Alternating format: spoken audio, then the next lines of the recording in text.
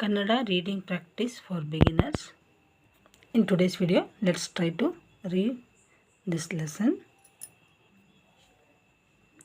5. This is number 5 in Kannada.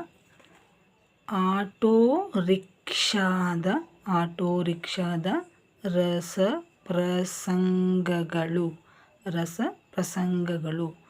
ಸ and zero together ಸಂಘಗಳು. H Narasimhaiah. ಬೆಂಗಳೂರಿನಲ್ಲಿ ಒಂದು. Here this is etwa. If you write like this, you will pronounce it as a. Ba plus a, be. So here this is kombina dirgha o. This sign is o. This is a. This is o. This is e. Re. This is also e. This is ಒತ್ತಕ್ಷರ.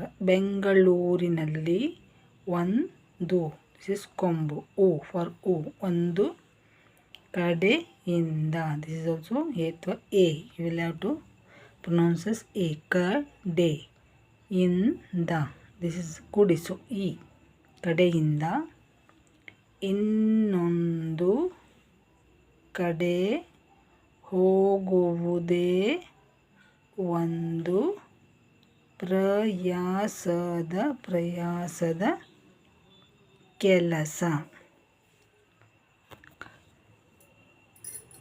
Car. So for any letter, if you write this sign, you will pronounce it as a. K plus a. Car. Car. ಇರುವ. This is combo o. ಇರುವ. ಕೆಲವೇ. Here you know this is for a. K. La. If you add this dirgha, ve. ಕೆಲವೇ. Long sound. ಮಂದಿಗೆ. Scooter ಇರುವ. ಸಾಕಷ್ಟು ಮಂದಿಗೆ ಇದೇನು ಅಂತಹ ಸಮಸ್ಯೆ ಅಲ್ಲ.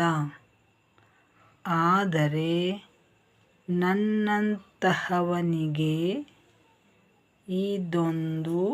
ದೋ and zero together. ಇದೊಂದು.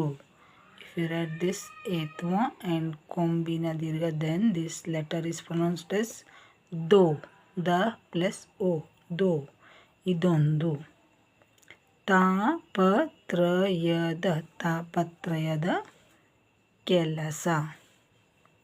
ಸಮೀಪದ ಸ್ಥಳಗಳಿಗೆ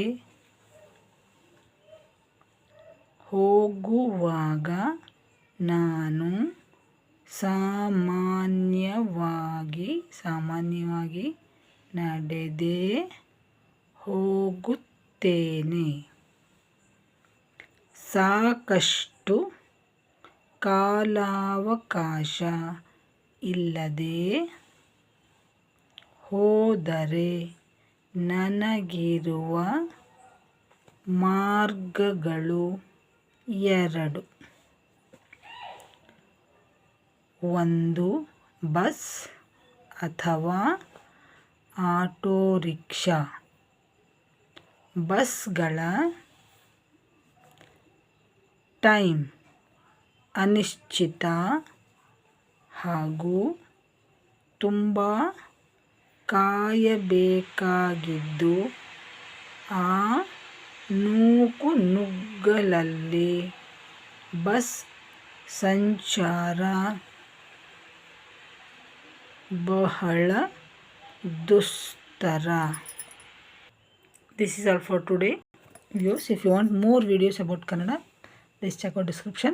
These are the videos I have already uploaded.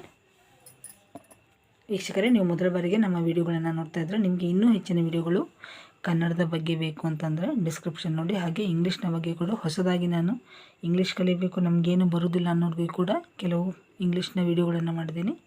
ಆಸಕ್ತಿ ಇರೋರು ನೋಡಿ. ಮತ್ತೆ ಮುಂದಿನ ವಿಡಿಯೋದಲ್ಲಿ ಭೇಟಿಯಾಗೋಣ. ಅಲ್ಲಿವರೆಗೂ ಎಲ್ಲರಿಗೂ ಧನ್ಯವಾದಗಳು. ನಮಸ್ಕಾರ.